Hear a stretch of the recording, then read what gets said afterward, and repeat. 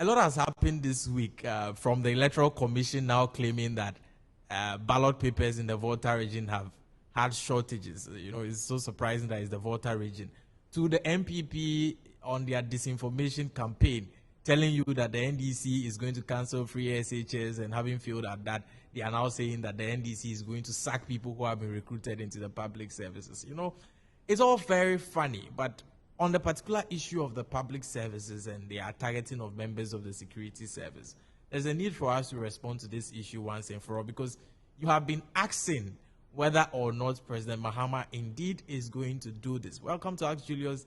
My name is Julius Kwame Anthony, and I have the answers for you.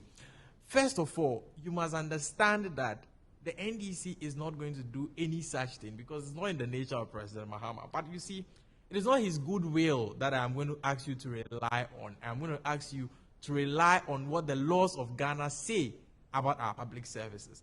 If you read Article 190 of the 1992 Constitution, you would realize that the police service, the immigration service, all those services, what do you call it, custom services, on and on, are part of the public services of Ghana.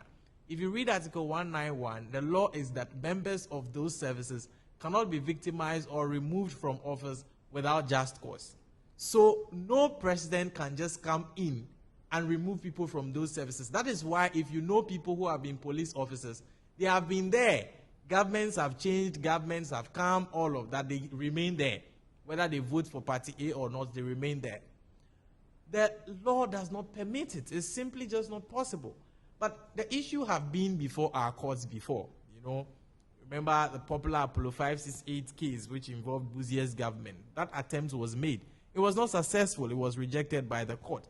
Then there is another case called Yevoyebo and others and Attorney General, where upon the coming into force of the 1992 Constitution, some members of the police service were being forced to retire before the age of 60. The issue went to the court, and the court had to determine whether or not they could be forced to retire before the age of 60.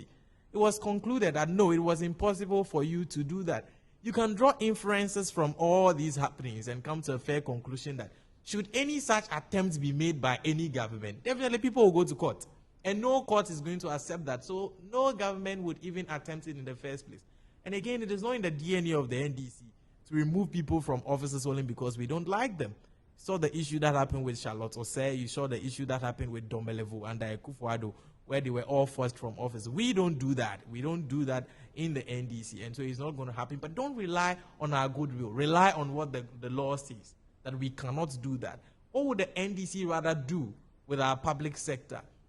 If you read our manifesto, it is clearly stated that the NDC would undertake a comprehensive human resource gap analysis based on international best practices in line with our vision to achieve a 24-hour economy.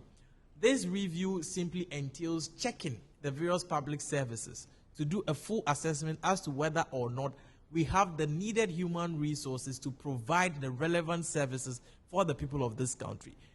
You have all heard very funny stories of people in emergency situations calling the police and then response zero. We've all seen very funny videos of people in the fire service. There's a fire alarm somewhere and the fire service is now in taxi fetching water in buckets and all of those things. These issues are not only technical challenges that they have. They also have to do with the human resource gaps that exist over there. In fact, if we are even to take it that there are technical gaps that exist, fixing those technical gaps inevitably require human resources to man, the equipment you are bringing in to improve these services. The NDC intends to deal with these issues.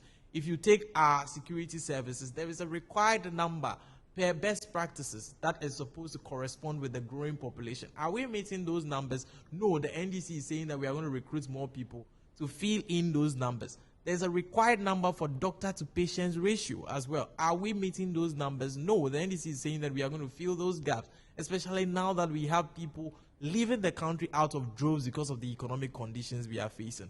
So do not be deceived by the MPP that there is any circumstance under which we are going to sack people from the public services only because we don't like them or they were recruited by the MPP government. It is impossible under law, and it is not in our nature to dismiss people because they were recruited by some government or we don't like them.